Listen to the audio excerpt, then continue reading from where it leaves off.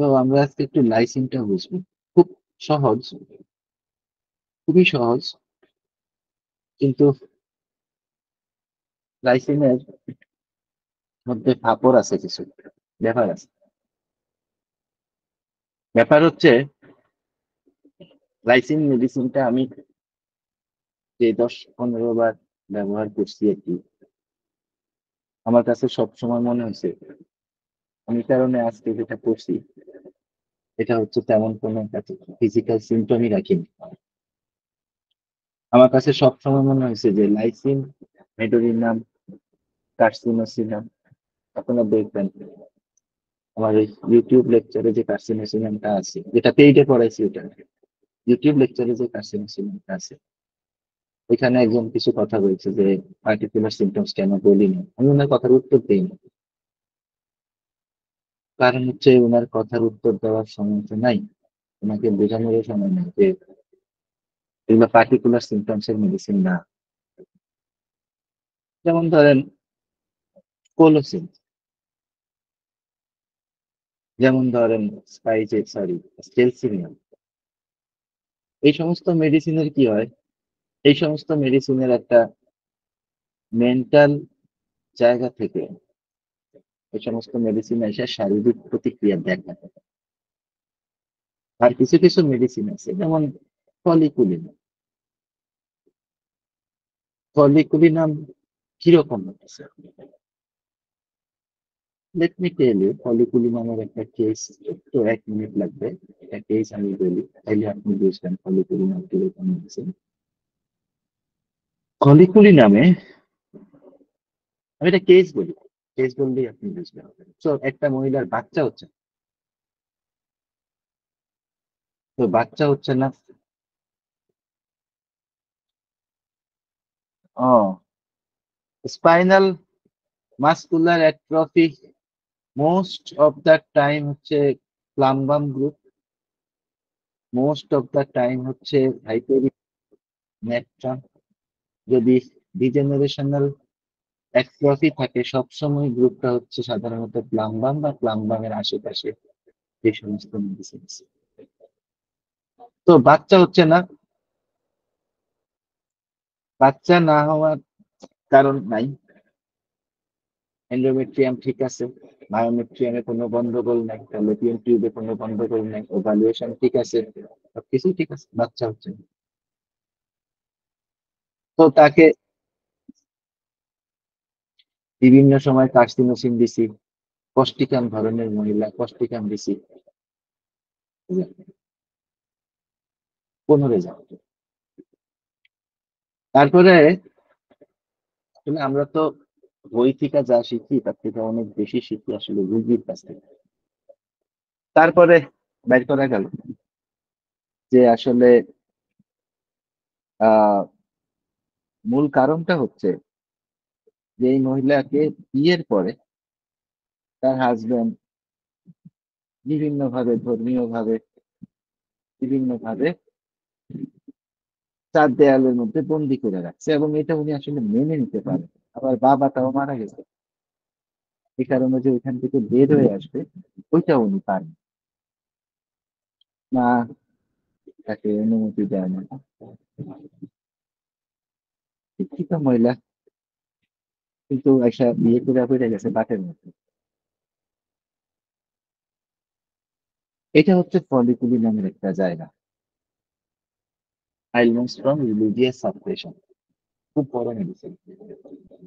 তো এখানে ফলিকুলি নাম আপনি কিভাবে দিছেন এটা ইম্পর্টেন্ট। এখানে ফলিকুলি নামে আপনি কি পার্টিকুলার সিমটমস পাইছেন এটা important.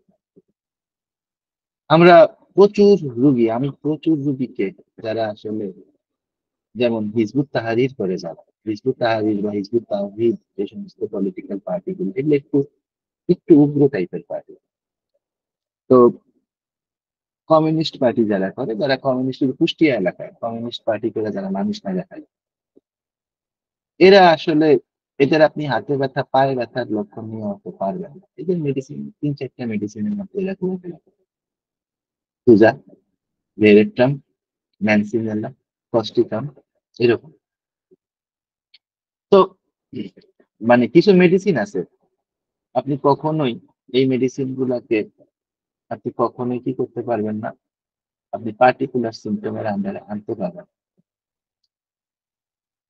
Lysine homeopathic materia Medicare সবচেয়ে গুরুত্বপূর্ণ মেডিসিনের একটা, এত গুরুত্বপূর্ণ মেডিসিন, এবং আপনি কখনোই কখনোই নেভার এভার, খুব ছোট কেস হলে আপনি হয়তো দুই একটা পার্টিকুলার শব্দ পাইবেন, যে গোসল করতে পারে না কারণ পানির শব্দে গোসল করতে, পানির শব্দ খারাপ লাগে, এটা হয় ওইটা হয়, রাত্রেবেলা ঘুম হয়, এগুলো আপনি ছোট ছোট কেসে পাবেন।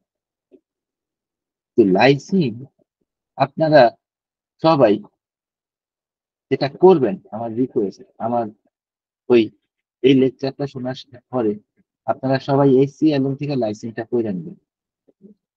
এসসিএলএন এর নোসরের একটা কি নোট বই আছে, মনির ভাই এখানে আছে, কারো যদি না না পান কেউ মনির ভাইদের বললে মনির ভাই দিয়ে দিবে। তো আপনারা এসসিএলএন থেকে লাইসেন্সটা করে নেবেন, কারণ কি তখন আপনারা বুঝবেন যে কি মেডিসিন দেবেন। তো আমি আগামী আগামী ক্লাসে বৃহস্পতিবারে আমি ফলিকুলিনাম পড়াবো, আমার ফলিকুলিনাম পড়াবো, যেটা ইউটিউব ভার্সনটা না, ইউটিউব ভার্সনটা একটু পুরানো এবং ইউটিউব ভার্সনটার মধ্যে কেস নাই। ফলিকুলিনামে বৃহস্পতিবারে ফলিকুলিনামে কেস থাকবে। তো যখনই আমরা কেস নিব, যখনই আমরা কেস নিব, তখন আমাদেরকে প্রথম যে জিনিসটা মাথায় রাখতে হবে, এটা হচ্ছে যে আসলে আমরা কেসটা কিভাবে নিচ্ছি। রুগী আসলো, ধরো মুরগা করো জবাই, এই টাইপে কিন্তু কেস নেওয়া যাবে না। প্রথম যে জিনিসটা করতে হবে, যে আমি কিভাবে কেসটা নিচ্ছি, আমি কি ক্লাসিক্যাল মেথডে কেসটা নিচ্ছি, এটা তো গ্রামের রুগী, এ তো আসলে ডিজায়ার অ্যাভারশন ছাড়া বা দুই তিনটা পার্টিকুলার সিমটমস ছাড়া তেমন কিছুই বলতে পারে না। তাহলে কি আমি বোনিং হাউসের মেথডে যাব? না না, এটা কিন্তু একদম বড় সরকারি কর্মকর্তা, তাইলে তো এর থেকে মাইন্ড পাওয়ার কথা। তাহলে কি আমি মাইন্ডে যাব, নাকি এটা একদম আরো বেশি শিক্ষিত, আরো বেশি অথবা একদম বেশি অশিক্ষিত, তাহলে কি আমি আসলে সেন্সেশন মেথডে যাব? কেস টেকিং এর হোমিওপ্যাথিতে 4-5টা খুব বিখ্যাত মেথড আছে, একটা না কিন্তু। এবং এই 4-5টা মেথড আপনারা যদি ক্লিনিকে ভালো করতে চান, এই 4-5টা মেথড আপনাদের খুব ভালো জানা থাকতে হবে। এবং এটা কিন্তু খুবই ম্যান্ডেটরি, কারণ এটা যদি জানা না থাকে, আপনি কখনোই আসলে খুব ভালোভাবে কেস টেকিং করতে পারবেন না, এটা সম্ভব না। তো লাইসিন, ফলিকুলিনাম, কার্সিনোসিনের, ফলিকুলিনাম এর দুই দিকে দুইটা নিচ্ছে, একদম সত্যি কথা হচ্ছে যেটা, ফলিকুলিনামের দুই দিকে দুইটা মেরেছে, কার্সিনোসিনের দুই দিকে দুইটা মেরেছে। আবার ক্যালকেরিয়ার একদিকে একটা মেডিসিন, কার্সিনোসিনের একদিকে হচ্ছে থাইরয়েডিনাম, একদিকে হচ্ছে ফলিকুলিনাম। হ্যাঁ, তো কার্সিনোসিনের কিছু ক্লিনিক্যাল সিমটম আমরা পাই, কিন্তু যখন আমরা ফলিকুলিনাম দিব, দুই একটা ক্লিনিক্যাল সিমটম ছাড়া তো আমরা পাবো না। আমাদেরকে কে বলছে যে আমরা রোগীর মধ্যে সেই ক্লিনিক্যাল সিমটম গুলো করে নাও তো পাইতে হবে? না পাইলে তো আমার এই কেস আবার নিতে হবে। আ- আবার সুতরাং যে কোনো কেস যখন নিবেন, তখন আগে ডিসিশন নিবেন যে কেসটা আপনি কিভাবে নেবেন। প্রয়োজন মতো পেশেন্টের সাথে 10 মিনিট কথা বলার পরে আপনি কেসটা নেওয়া শুরু করেন, কিচ্ছু আসে যায় না। কিন্তু আপনি আগে ডিসিশন নিবেন যে আপনি কেসটা কিভাবে নেবেন, এটা খুব ইম্পর্টেন্ট, এটা খুবই ইম্পর্টেন্ট। তাহলে আজকে আমরা লাইসিংটা দেখব মাইন্ডের উপরে কিভাবে কেস টেকিং করা হয় সেই আলোকে। আপনাদের যদি লাগে আমাকে জানেন, আমি পার্টিকুলার সিমটমস দিয়ে আমি প্রয়োজন বোধে লাইসিং, আবার ওটা বেশিক্ষণ লাগবে না, কিন্তু আমি আসলে পার্টিকুলার সিমটমস দিয়ে আজকের এই লাইসিংটাকে আমি মানে পেঁচাইতে চাই। কারণ লাইসিন বোঝা আমাদের প্রত্যেকের জন্য অত্যন্ত গুরুত্বপূর্ণ। অত্যন্ত, আমাদের মিনিমাম 11টা নসড আমাদের চোখের সামনে ভাসতে হয়, নতুবা আসলে কাজ করে না। আর লাইসিন নসড, কিন্তু লাইসিন কার্সিনোসিনাম, ফলিকুলিনাম, নেডোরিনাম, ওদিকে হচ্ছে সিফিলিনাম, এরা কিন্তু অনেকটুকু আবার ফলিক পেস্ট মেডিসিন। সুতরাং ঝামেলা আছে। আপনি সবগুলোরই নসট করে ইন্টার কারেন্ট হিসাবে দিবেন, এটা হয় না, সম্ভব না। তো আমরা লাইসিনের করার আগে আমরা কেস কিভাবে নিতে হবে এটা আগে একটু আমরা দেখি। প্রথম কথা হচ্ছে, আমরা যখনই কেস নিব, আমরা একটা জিনিস মাথায় রাখবেন ভাইয়েরা, যখনই মাইন্ডের কেস নিব, যখনই মাইন্ডের কেস নিব, তখন যেটা করবেন এটা হচ্ছে রুগীদের প্রচুর পরিমাণে বলতে দিবেন, এবং বলতে দেওয়ার পরে রুগীর একটা পর্যায়ে এসে কথা শেষ হয়ে যাবে। হয়তো তার জন্য আপনাকে 20 মিনিট 25 মিনিট ওয়েট করতে হবে, কিন্তু রুগীর একটা পর্যায়ে গিয়ে কথা শেষ হয়ে যাবে। যখনই রুগীর কথা শেষ হয়ে যাবে, তখন কিন্তু আপনি কয়েকটা জিনিস বুঝে ফেলবেন যে আসলে এই কেসটা আমি এখানে কথা কিভাবে আরো বের করবো। মাইন্ড সিস্টেমে যে কোনো রুব্রিক কারেক্টলি নেওয়ার একটা মূল ব্যাপার হচ্ছে কথা বলতে দিতে হবে। অথবা যদি রুগী কথা বলতে না চায়, তাকে বলবেন যে আপনি রেকর্ড করবেন, আপনার কথাগুলো সব হোয়াটসঅ্যাপে রেকর্ড করে আমাকে পাঠান। এবং সমস্যা নাই, প্রত্যেকটা 15 মিনিট করে 10টা হইলেও কোনো সমস্যা নেই, আমি সব শুনবো। এরকম ভাবে ভাই, আমি কিন্তু অনেক কেস ভাইঙা ভাইঙা নেই, যেমন আমার কাছে এখনো মনে হয় 8-10টা কেস করে আছে। হাজবেন্ডের কথা শুনছি, ওয়াইফের কথা শুনি নাই, এক মেয়ের চোখের সমস্যা, ওর কথা শুনছি, ওর ওর 3 ভাগের 1 ভাগ কেস নিয়ে ফালাইয়া রাখছি। কালকে হয়তো একটু নিব, আবার আগামী শনি রবিবার একটু নিব। এইভাবে নিবেন। আপনারা কেউ বলে নাই যে 1 ঘন্টার মধ্যে কেস শেষ করে বাড়ি চলে যেতে হবে। এমন কোনো দাবি আপনাকে কেউ করেন। কিন্তু আপনারা যখনই কেস নিবেন, তখন আপনারা সবসময় মাথায় রাখবেন যে আপনার রুগী যাতে আপনাকে সব কথা বলতে পারে, স্পেশালি মাইন্ড সিস্টেমে। কারণ পার্টিকুলার ক্লাসিক্যাল সিস্টেমে এত কথা না বললেও চলে। ক্লাসিক্যাল সিস্টেমের ব্যাপারটা একটু ভিন্ন। আপনারা ক্লাসিক্যাল সিস্টেমে কিভাবে কেস টেকিং করতে হয়, ওইটা কেন্টের ব্যাপারটির আগে কেন্টের একটা ভূমিকা আছে, ওটা একটু আপনারা পড়ে নিন, আপনারা বুঝবেন যে কেন্ট রেপার্টরি ব্যবহার করে ক্লাসিক্যাল সিস্টেমে কিভাবে কেস টেকিং করতে হয়। সেম বোর্ডিং হাউসের সিস্টেমে কিভাবে কেস টেকিং করতে হয়, বোর্ডিং হাউসের খুব সুন্দরভাবে তার রেপার্টরির আগে প্রিফেসে বলে দিচ্ছেন।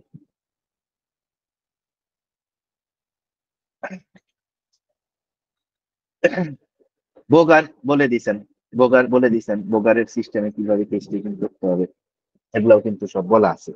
সুতরাং এগুলো আপনারা ইয়া করবেন। তাহলে প্রথম কথা হচ্ছে রুগীকে কথা বলতে দিতে হবে, প্রচুর কথা বলতে দিতে হবে। এবং সবচেয়ে গুরুত্বপূর্ণ যেই ব্যাপারটা, যেটার জন্য এতগুলা কথা বলা, রুগী যখন কথা বলবে তখন মাথায় রাখবেন, রুগী ওই যে আপনার সাথে আধা ঘন্টা 1 ঘন্টা কথা বলতেছে, ওই 1 ঘন্টা কথার মধ্যে রুগী আপনাকে একটা বা দুইটা শব্দ, একটা বা দুইটা এক্সপ্রেশন, একটা বা দুইটা গল্প, একটা বা দুইটা ঘটনা বারবার বলবে। ওইটা হচ্ছে রুগীর কিওয়ার্ড। এবং এই কিওয়ার্ডটা নোট করে রাখবেন। যেমন, আপনার মেয়ে কেন বিছানায় প্রস্রাব করে? প্রথমবার বললো বৃষ্টি হলে প্রস্রাব করে। আপনি হয়তো শুনলেন না, খেয়াল করলেন না যে বলছে বৃষ্টি হলে প্রস্রাব করে। 3-4 মিনিট পরে আবার বললো যে স্যার অমুক দিন বৃষ্টি হয়েছিল, অমুক দিনই দেখছি প্রস্রাব করতে। আবার দেখলেন বৃষ্টি হলে প্রস্রাব করতে বলতেছে। আবার হয়তো 30 মিনিট পরে পরে একবার বললো সরি, বৃষ্টি হলে প্রস্রাব করে। এইভাবে কিন্তু সে বলতেছে, ঠিক আছে? এই যে সে বারবার যে কথাটা বলতেছে কেসের মধ্যে, এই কথাটা খুবই ইম্পর্টেন্ট। এই কথাটা কিন্তু খুব ভালো করে মনে রাখবেন, ঠিক আছে? জিজ্ঞাসা করবেন ফ্যামিলি স্টেটাসের অবস্থা কি, এটা জিজ্ঞাসা করবেন। ফ্যামিলির হিস্ট্রি কি, প্রশ্নটা কিভাবে করবেন? পরিবারে কে কে আছে,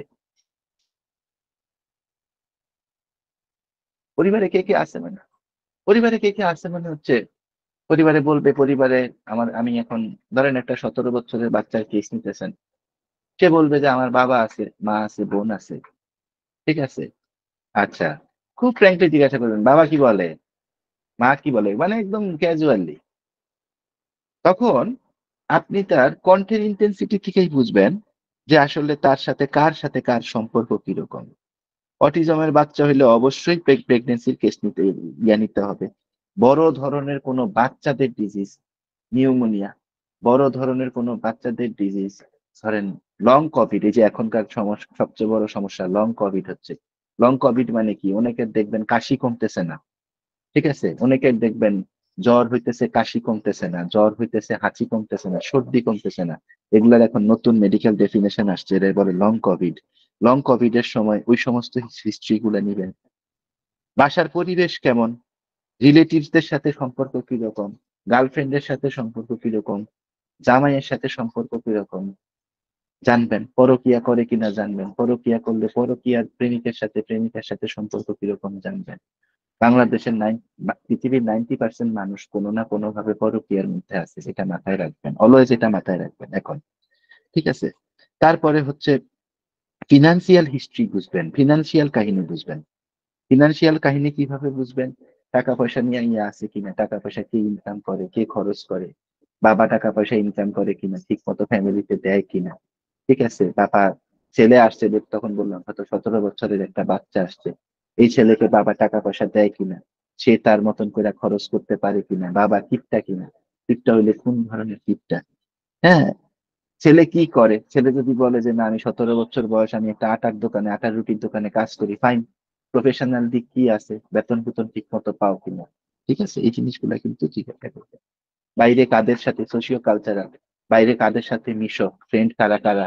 ঠিক আছে, ফ্রেন্ডদের মধ্যে কে কে গিয়ে করে, ফ্রেন্ডদের বাবারা কি করে, সব জিজ্ঞাসা করবেন।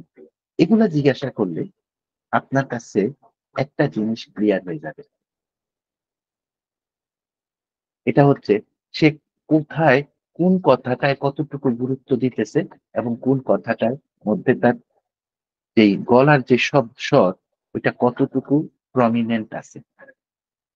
সে, আপনি যদি মনে করেন এবং যেটাতে সে বেশি গুরুত্ব দিতেছে, মাথায় রাখবেন ওইটাই তার স্ট্রেস পয়েন্ট।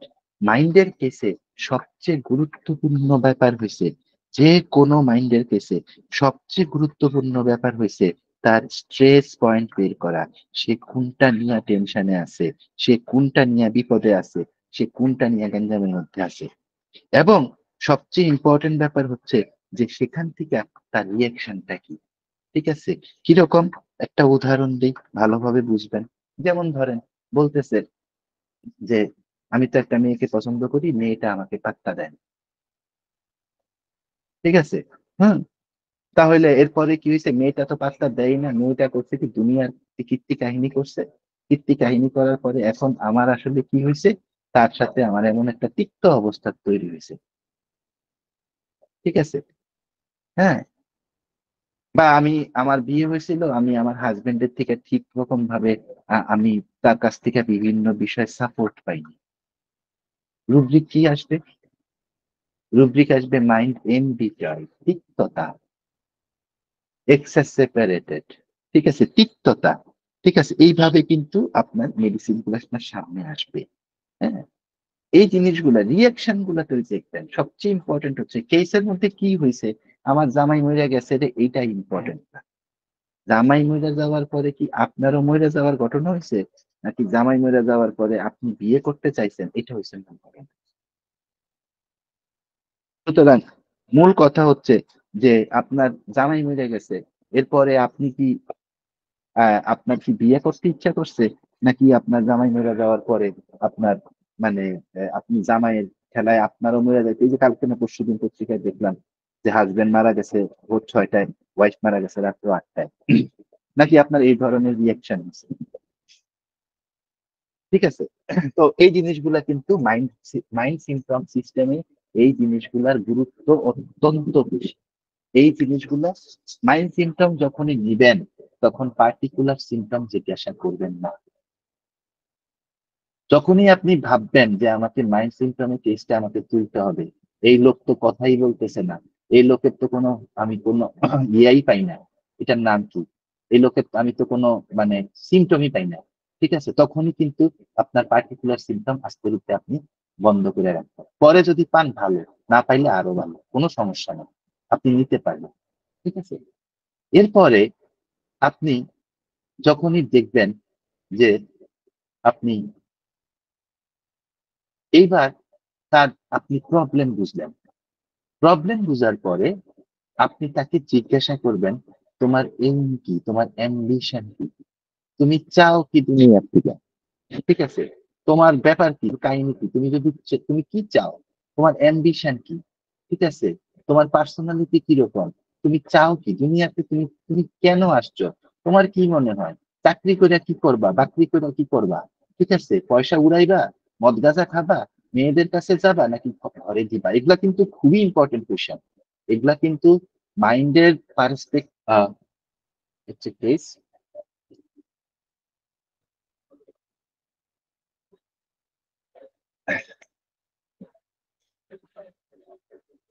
সো 12 ইয়ার্স এর একটা বাচ্চা, সাইম আক্তার, ও আসছে, ওর বাবা মা ওকে নিয়ে আসছে। মূল কমপ্লেইন হচ্ছে যে যখন রাত্রেবেলা ঘুমায় তখন দাঁত কিরমির করে, প্রস্রাব করে দেয়, এবং তোমার তোমরা সবাই মরে যাও, তোমরা সবাই মরে যাও, তোমাদেরকে কারো কারো কারো দরকার নাই, আমি একা থাকবো, তোমরা সবাই চলে যাও, তোমরা সবাই চলে যাও, এইভাবে ঘুমের মধ্যে বাচ্চাটা কথা বলতে থাকে। This is the case, this is the complain. So বাচ্চা মানুষ এত কথা তো বলতে পারে না, অলমোস্ট ফসফরাস টাইপের একটা অ্যাপিয়ারেন্স, আমি তো ছবি তুলে রাখি নাই, আমি দেখাইতে পারতাম, অলমোস্ট ফসফরাস টাইপের একটা অ্যাপিয়ারেন্স। এবং আমাকে সে বলতেছে, তুমি কেমন আছো, আচ্ছা ভালো। তার মায়ের সাথে কথা বলা আমি কয়েকটা জিনিস একটু পাইলাম। একটা একটা হচ্ছে যে ভয়াবহ রকম ভাবে বাবা মা যাই বলে তাই শুনো যখন তার মেজাজ ঠিক থাকে, আর যখন মেজাজ ঠিক থাকে না তখন, যেহেতু মায়ের বুকের কাছাকাছি লম্বা, দৌড় দিয়ে আইসা মায়ের বুকের মধ্যে কামড় দেয়, মানে এটা কিন্তু মানে সিডিউসিং কামড় না, রাগের কামড়, ঠিক আছে। দৌড় দিয়ে আইসা মায়ের, যেহেতু মায়ের কাছাকাছি, মায়ের চেস্টের কাছাকাছি লম্বা, দৌড় দিয়ে আইসা মায়ের চেস্টের মধ্যে কামড় দেয়, ঠিক আছে। এর কারণ আমি আসলে প্রথমে কেসটা কিন্তু ক্লাসিক্যাল মুডে নিয়েছিলাম। হুম, এটা আমি আপনাদেরকে বলতে পারি। আমি প্রথমে কেসটা ক্লাসিক্যাল মুডে নিয়েছিলাম। দেখেন ধরাটা খাইছি কোথায়, আপনাদেরকে দেখাইতেছি।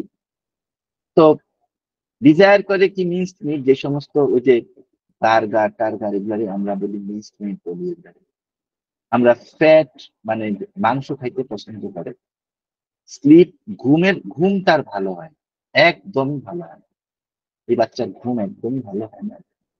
পশু পাখি কিছু কখনো কখনো পশু পাখির উপরে প্রচুর পরিমাণ আহ আদর, আর কখনো কখনো পশু পাখিদের প্রচুর পরিমাণ পিটায়, বিড়াল একটা পিটিয়ে মাইরেই ফেলেছে, ঠিক আছে।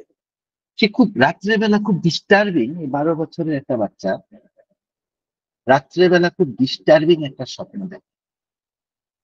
সেটা হলো যে কেউ তাকে জিহবা দিয়া চাটতেছে, এবং সেটা সে তার মাকে বলছে, এবং তার মাও প্রথমে আসলে ব্যাপারটা বুঝে না। 8-10 বার যখন সে কমপ্লেন করছে তখন তার মা এটা বুঝছে। এই হচ্ছে আমার কেস, যেহেতু আমি ক্লাসিক্যাল মেথডে নিছি, ঠিক আছে। সো আমি যখন রেপার্টোরাইজ করছি, রেপার্টোরাইজ করার পরে আপনারা দেখেন এখানে ক্লাসিক্যাল মেথডে রেপার্টোরাইজেশন করা এটা, আপনারা দেখেন রেপার্টোরাইজেশনে আমি প্রথমে আমার কাছে লাগছে যে আহ, আহ, তো প্রথমে আমার কাছে মনে হয়েছে যে কার্সিনোসিনের বাচ্চা তো এটা না।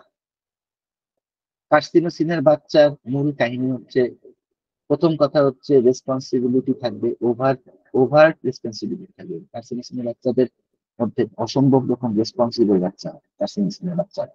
সুতরাং কার্সিনোসিনের বাচ্চা কেমন, ক্লাসিক্যাল মেথডে যেহেতু টেস্ট টেকিং করতেছি, সেহেতু এটা সিপিআর বাচ্চাও না।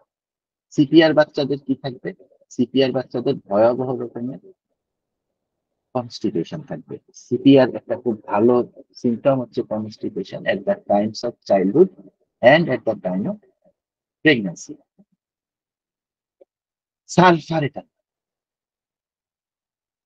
সালফারের বাচ্চারা কিরকম হয়, সালফারের বাচ্চারা আপনি যদি বসায় রাখেন সালফারের বাচ্চাদেরকে, সালফারের একটা রুব্রিক আছে, আমি একটা রুব্রিক আপনাদেরকে বলে দিই। ইন্টেন্ট টু টাচ, সালফারের বাচ্চা মুখে ছুঁয়ে ছুঁয়ে দেখতে চায়, ধীরে ধীরে দেখতে চায়। সালফারের বাচ্চা এরকম হয় না। কস্টিকাম, কস্টিকামের বাচ্চা হওয়া হইতে হইলে, কস্টিকামের বাচ্চা হইতে হইলে তার মধ্যে কয়েকটা ক্রাইটেরিয়া লাগে। প্রথম যেই ক্রাইটেরিয়াটা লাগে এটা হচ্ছে কস্টিকাম ক্যালি গ্রুপের মেডিসিন। সুতরাং কস্টিকামের বাচ্চা যদি কেউ, কোনো বাচ্চাকে যদি কস্টিকাম ভাবতে হয়, প্রথম যেটা চিন্তা করতে হবে এর মাসেলের কি অবস্থা। ক্যালকেরিয়ার মাসেল খুব নরম হয়, ধরলে থলথল করে। কস্টিকামের মাসেল, ক্যালি গ্রুপের রোগীদের মাসেল খুব রিজিড হয়, ঠিক আছে, দড়ির মতো হয়, শক্ত না, দড়ির মতো হয়, ঠিক আছে। টিউবারকুলিনাম এই বাচ্চা না। টিউবারকুলিনাম বাচ্চারা অত্যন্ত ক্রিয়েটিভ হয়। টিউবারকুলিনাম এর বাচ্চাদের নাইট অ্যাগ্রাভেশন হয় ঘুমের সময়, লাস্ট নাইটে না, ঠিক আছে। সালফার টিউবারকুলিনাম এদের বাচ্চাদের নাইট অ্যাগ্রাভেশন হয় ঘুমের সময়, লাস্ট নাইটে হয় না। আচ্ছা, তারপরে থাকলো হচ্ছে আমার নাম কি, ক্যালকেরিয়া কার্বনিকাম। ক্যালকেরিয়া কার্বনিকাম বাচ্চা এরকম হবেই, এটা কোনো সন্দেহ নেই, কার্বন মানে হচ্ছে মাথা নিচা। তারপরে হচ্ছে লাইকোপোডিয়াম। লাইকোপোডিয়ামের বাচ্চা হইতে হলে, লাইকোপোডিয়াম ক্লাসিক্যাল হোমিওপ্যাথি সিম্পটোমেটোলজি অনুসারে দিতে হলে, পাঠকের একটা কথা আছে, এই কথাটা মাথায় রাখবেন সবাই। সেটা হচ্ছে ফ্ল্যাটারিং প্রিডমিনেন্স, সরি ফ্ল্যাটাস প্রিডমিনেন্স। লাইকোপোডিয়ামের বাচ্চাদের গ্যাস বের হয় পায়খানার রাস্তা দিয়ে, এবং এটা খুব প্রিডমিনেন্ট করে। লাইকোপোডিয়ামের গ্যাস বের হয় পায়খানার রাস্তা দিয়ে, এটা খুব ইম্পর্টেন্ট সিমটম। লাইকোপোডিয়াম মিষ্টি ফিষ্টি এগুলো এগুলো কিন্তু তেমন কোনো বড় ব্যাপার না, মিষ্টি এখন সবাই খায়, যে এরকম মিষ্টি বাজারে বাইরেছে, ঠিক আছে। আচ্ছা, এতটুকু যখন থুজা তো হবেই না, ইগদিশিয়া হবে না, নাচবা হওয়ার প্রশ্নই আসে না। কুপ্রাম মেটালিকাম হইতে হইলে কুপ্রামের বাচ্চাদের চেহারাই অন্যরকম হয়, স্ট্যামোনিয়ামের বাচ্চা তো হবেই না। তাহলে আমার কাছে কইরা ছিল ফসফরাস, এবং আমি এখানে একটা রুব্রিক নিছি মিক্সড ফুড। এই মিক্সড ফুডের মধ্যে আমার কাছে মেডিসিন হচ্ছে টিউবারকুলিনাম, মিক্সড মিট। তাহলে টিউবারকুলিনামের কাছাকাছি, ফসফরাসের কাছাকাছি চিত্র, বাচ্চা অত্যন্ত এংরি, বাচ্চা অত্যন্ত রাগী, কামড়াইতে চায়, এগুলা সব যদি আমরা এক জায়গায় করি চিত্রটা, এবং সবচেয়ে বড় কথা হচ্ছে যে এ কোনো কিছুতেই রাজিও না, খুশিও না, ডিসকন্টেন্টেড, ঠিক আছে। জর্জ ভিতুলকাস ক্যালকেরিয়া ফসে উনি লিখছেন যে ক্যালকেরিয়া ফসের মতন ডিসকন্টেন্টেড বাচ্চা পৃথিবীতে নেই। আমি ক্যালকেরিয়া ফস দিয়ে দিচ্ছি, আমি ক্যালকেরিয়া ফস দিয়ে দিচ্ছি, সুন্দরভাবে দিয়ে দিচ্ছি, এবং আমি মনে করছি কেস উঠে গেছে। সো 15 দিন, ক্যালকেরিয়া ফস কিন্তু খুব ফাস্ট অ্যাক্টিং মেডিসিন। ক্যালকেরিয়া প্রায় 20 দিন 22 দিন পরে কাজ করে, ক্যালকেরিয়া ফস অলমোস্ট 10 দিন 12 দিন পর থেকে ক্যালকেরিয়া ফস কাজ করা শুরু করে। আমি 20 দিনের সময় ওনাদেরকে একটা টেক্সট দিলাম যে কি অবস্থা, বলে যে উল্টা এগুলো সব বাড়ছে, ঠিক আছে, মানে কোনো রেজাল্টই নেই।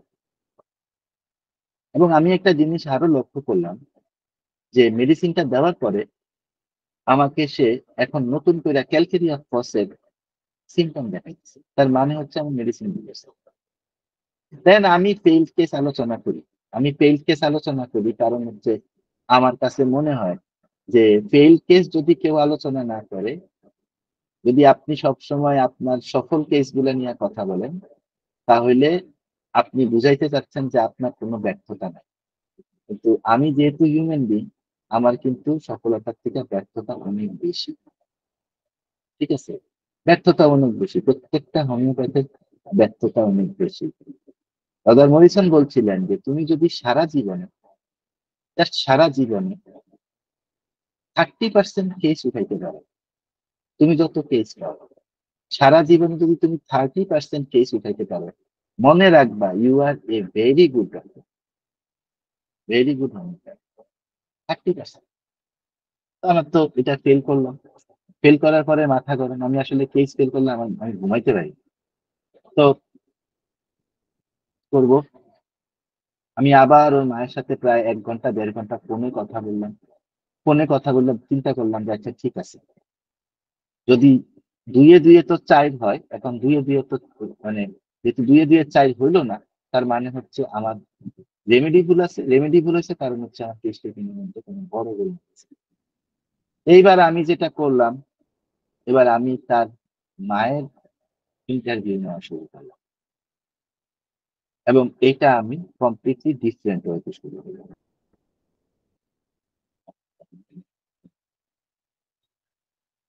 সো এটা তার মায়ের ইন্টারভিউ। তার ব্যাপার। তো আমি উনাকে ১ম প্রশ্ন যেটা জিজ্ঞাসা করলাম যে, "আপনার মেয়ের যে এই অবস্থা, আপনার নিশ্চয়ই প্রেগন্যান্সিতে কোনো না কোনো ঘটনা ঘটছে। আপনি ওই ঘটনাগুলো একটু বলেন। কি হয়েছিল?" তখন উনি আমাকে বলতেছেন যে, "আমার যখন প্রেগন্যান্সি, তখন আমার শাশুড়ি আমাকে এত বেশি ডিস্টার্ব করছে এবং মানে পৃথিবীতে এমন কোনো নির্দয়তা নাই, যেটা আমার শাশুড়ি আমার সাথে করে না।" এবং তখন আমি তাকে জিজ্ঞাসা করছি যে, "আপনি কি উত্তর দিছেন? রিঅ্যাকশন। আপনি কি উত্তর দিছেন?" তখন উনি আমাকে বলতেছে যে, "আমি কিভাবে উত্তর দিব?" ঠিক আছে? আমি উত্তর দেওয়ার position I was too poor to cope out. আমি উত্তর দেওয়ার পজিশনই তো ছিলাম না। ঠিক আছে? আমার বলার মতন কোন কিছু ছিল না। আমি বলার মতন পজিশনেই ছিলাম না। তো আমি বললাম যে, "তাইলে তার প্রতি এখন আপনার ফিলিংস টা কি?" ঠিক আছে? উনি বলতেছে, "ভাই আমাকে আমাকে দুনিয়াতে আমাকে জাহান্নাম দেখায় দিছে এই মহিলা। এবং আমাকে এত কষ্ট দিছে।"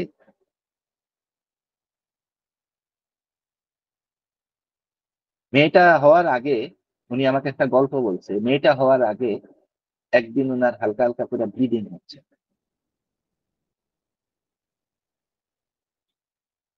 তো উনার শাশুড়ি উনাকে ডাইকা বলতেছে যে, কে মাছ নিয়ে আসছে এই মাছ এখনই কাইটা দিতে হবে।" তো ভাই আমাকে এইভাবে কষ্ট দিছে। এইভাবে আমাকে কষ্ট দিছে। একটা ৩ কেজি ৩.৫ কেজি ওজনের মাছ আমার ব্লিডিং হইতেছে। আমার যা আছে, ঠিক আছে? এবং এইটাতে আমি এত এজিটেটেড হইছি, এত রাগ করছি যে আমি তারে মাইরা বসছি। এটাতে আমি এত এজিটেটেড হইছি যে আমি তাকে মেরে বসছি। দিস ইজ এর মাই। ঠিক আছে?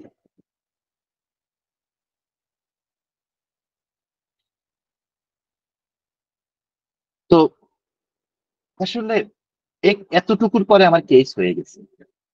উনি যখন এতটুকু বলছে, আমার আসলে আর তেমন কিছু দরকার নেই। এবার আমার কনফার্মেশন দরকার। এতক্ষণ তো তার কথা শুনলাম। এখন কিন্তু আমার তো প্রশ্ন হচ্ছে তার মেয়ে কে নিয়ে। তা আমি এবার তাকে জিজ্ঞাসা করতেছি যে, "আপনার মেয়ে যখন রাগ করে তখন আসলে সে কিরকম ভাবে রাগ করে?" কয়, "সে ঐরকম ভাবে রাগ করে যেই রাগ আমি আমার জীবনে কোথাও দেখিনি।" কিরকম ভাবে রাগ করে? ঠিক আছে? তো বলল যে একদিন ওর বাবা আমাকে হালকা করে একটা থাপ্পড় মারছে। সে কি করছে? রান্নাঘর থেকে লাইটার আইনা ওর বাবার লুঙ্গিতে আগুন লাগাইয়া দিছে। ঠিক আছে? হ্যাঁ? তা আমি বললাম যে তারপরে কি হলো? তো উনি বলল যে তারপরে ওই আগুন জ্বলতেছে, ওর বাবা লুঙ্গি খুলে ফেলছে, পরনে কিছু নাই, এই মেয়ে গিয়া, আমাদের বাসার কাজ চলতেছিল, এই মেয়ে গিয়া ওইখান থেকে একটা রড আইনা তার বাবার মাথার মধ্যে মারবে দিলা, দৌড়ে চলে আসছে। ঠিক আছে? তখন বয়স হচ্ছে তার মাত্র 10 বছর। ঠিক আছে? এবং তারপরে আস্তে আস্তে জিজ্ঞাসা করলাম কি হলো, বললো যে তারপরে আস্তে আস্তে মেয়েটা ঠান্ডা হয়ে গেছে। হুম। এখন আমার এখানে কোয়েশ্চেন হয়েছে, আমি তো মেডিসিন পাইয়া গেছি, এখন আমাকে বাইর করতে হবে ক্রোকাস স্যাটাইভাস আছে কিনা। কারণ লাইসিন ক্রোকাস স্যাটাইভাস আমি একটু পরে বলতেছি, লাইসিন ক্রোকাস স্যাটাইভাসের রাগ অনেক কাছাকাছি। আমি তাকে জিজ্ঞাসা করলাম যে আপনার মেয়ে যখন ঠান্ডা হয়ে গেল তারপরে কি সে খুব হাসাহাসি করছে? না, সে হাসাহাসি করে না, সে অনেক অনেক প্রায়শ্চিত্ত করছে, বাপের পা ধরে বসেছিল, বাপের ওই দিনটা খাওয়াইয়া দিছে, এই সমস্ত করছে। আপনি বলছিলেন না যে আপনার মেয়ে ঘুমের মধ্যে গালি দেয়? ঠিক আছে, ঠিক আছে। এবং বললো যে হ্যাঁ, ও ঘুমের মধ্যে গালি দেয়, বেশি গালি দেয়, খেয়াল করেন, বেশি গালি দেয় তখনই যখন আমাদের ঝগড়া হয়। বেশি গালি দেয় তখনই যখন আমাদের ঝগড়া হয়। এবার আপনাদেরকে জেমস টেইলর কেন্টের একটা কেস বলি। জেমস টেইলর কেন্টের কাছে বাচ্চা নিয়ে এক মা গেছে, গিয়া বলতেছে আমার বাচ্চা রাত্রে ঘুমের মধ্যে দাঁত কিরমির কিরমির করে। জেমস টেইলর কেন্ট, তখন উনি হোমিওপ্যাথি করতেন, উনি বলছেন যে তোমরা হাজবেন্ড ওয়াইফ রাত্রেবেলা ঝগড়া করো, তোমার বাচ্চা দেখে এই কারণে কিরমির করে, তোমরা ঝগড়া কমিয়ে দাও, তোমার বাচ্চা দাঁত কিরমির কিরমির কমায় দেবে। এবং ওনারা ঝগড়া বন্ধ করে দেওয়ার পরে আসলে বাচ্চা দাঁত কিরমির কমাচ্ছে। ঠিক আছে, জাস্ট বলে রাখলাম। তো এখান থেকে এতটুকু দেওয়ার পরে এইবার আমি কেসটাকে নতুন করে রেপার্টুরাইজেশন করি। আমি প্রত্যেকটা রুব্রিক, এখানে 5টা রুব্রিক আছে, আমি 5টা রুব্রিক আপনাদেরকে একটা একটা করে বুঝিয়ে দিচ্ছি। ফার্স্ট রুব্রিকটা হচ্ছে mind anger alternating with repentance. Lysine আমরা বুঝবো, এই রুব্রিকটার অর্থটা শুধু বুঝে রাখেন। রেগে গেছে, চরম রেগে গেছে, রেগে গিয়ে 10-20 সেকেন্ড, 1-1.5 মিনিটের পরে কমপ্লিটলি ঠান্ডা হয়ে গেছে। এই রুব্রিকটার মানে হচ্ছে এইটা। সেকেন্ড রুব্রিক হচ্ছে ওই যে ওই মহিলাটা বলছিল, কারণ তখন তো সে তার পেটে ছিল, সরি, তখন তো সে তার পেটে ছিল। ওই যে মহিলাটা বলছিল যে আমি কি করব, আমি তো ওইখানে কিছু করার পজিশনে ছিলাম না। এটা কিন্তু তার কোর ফিলিংস একটা, খেয়াল রাখতে হবে যে এই মহিলা কিন্তু যখন করার পজিশনে ছিল দিছিল তারা শাশুড়ির মায়। খেয়াল রাখতে হবে এই কথাটা, ওইটার সাথে এটাকে কানেক্ট করেন, কানেক্ট করলে আপনি বুঝবেন সে কতটুকু হেল্পলেস ছিল। এই কারণে এখানে রুব্রিক আসছে যে mind dilution imagination do nothing he can. তৃতীয় রুব্রিক হচ্ছে মাইন্ড ডিলিউশন টর্মেন্টেড হি। টর্মেন্টেড মানে কি? সাপ্রেসড না, কিন্তু সাপ্রেসড হইছে বাবায় হঠাৎ করে দাড়ি মারি রাখিয়া হুজুর হয়ে গেছে, এখন কইছে মায়া করে কইছে যে এই তোরা কিন্তু এখন থেকে বোরকা করবে, ওইটাকে আপনি সাপ্রেশন বললেও বলতে পারেন। আরো অনেক কিছু লাগবে, আমি খালি একটু ছোট্ট উদাহরণ দিলাম, কমন উদাহরণ এই কারণে দিলাম, কেউ কিছু মনে করেন না। ঠিক আছে? টর্মেন্টেড মানে হচ্ছে বউরে কাপড় না দেওয়া, টর্মেন্টেড মানে হচ্ছে বউরে খাবার না দেওয়া, জ্বালানো জ্বালানো জ্বালানো। আমার এক দাদি ছিলেন, মারা গেছেন। তো দাদির হয়েছে ওই এটার নাম কি, হিপ জয়েন্ট পেন, ভয়ঙ্কর পেন। তো আমাদের আমার বড় ভাই যে দাদি ফোন দিছে, একদম ডাইরেক্ট ওনার ছেলেরে বলছে যে ওরে ফোনে লাগিয়ে দে, তো ফোন দিছে। তো ফোন দেওয়ার পরে বলতেছে যে আমার এখানে ব্যথা, কাজে ঠিক আছে, আমি আমার নাম বলে বলছে যে আমি ওরে বলে দিতেছি আপনার ওষুধ পাঠাই। তো ভাইয়া আমাকে ফোন করে বলছে যে উনি তো আমারে ফোন দিছিল, উনি না ওই রকম ওই যে উনার পুতের বউরে ডাইলে চাইলে মিলিয়ে দিত বাঁচার জন্য। তা আমি বলছি যে জি। তো বলতেছে দেরি করো কেন, ব্যাসিলিনাম দিয়ে দাও। সো টর্মেন্টেড হয়েছে মানুষকে জ্বালায়া জ্বালায়া মারা, জ্বালায়া জ্বালায়া মারা, শাশুড়িরা বউরে জ্বালায়, জামাইয়ে ওয়াইফরে জ্বালায়, ওয়াইফে জামাইরে জ্বালায়, পোলা পাইনে বাপেরে জ্বালায়, টর্মেন্ট করে ফেলে, জ্বালায়া জ্বালায়া মারা, টর্মেন্টেড। ঠিক আছে, এক ধরনের রুগী আসবে, আইসা বলবে আপনাদেরকে যে স্যার আমার তো ক্যান্সার হইয়া গেছে, স্যার আমার তো ক্যান্সার হইয়া গেছে, আমি তো স্যার রোজার সময় মসজিদে নববীতে স্যার প্রত্যেক বছর যাই, গিয়া তো স্যার আমি 20 দিন 25 দিন করে থাকি স্যার, প্রত্যেক বছর আমি একটা করে উমরা করি স্যার, তারপরেও আল্লাহ আমাকে কেন ক্যান্সার দিল স্যার? আল্লাহ কি আর কাউকে পাইলো না? আল্লাহ কি আর কাউকে পাইলো না? এই কথাটার অর্থ হইছে আল্লাহ আমাকে ক্যান্সার দিয়া ঠিক করে নাই, নাউজুবিল্লাহি মিন যালিক। কিন্তু আমার রুব্রিক কি? He is wrong suffered. সে মনে করতেছে সে ভুলভাবে সাফার হচ্ছে, সে মনে করতেছে সে ভুলভাবে সাফার হচ্ছে। This is my rubric, mind illusion, she has wrong suffered. আর ইম্পালস টু বাই, কামড়াইতে চায়। আমি বাচ্চাটাকে একটা ডোজ লাইসেন্স,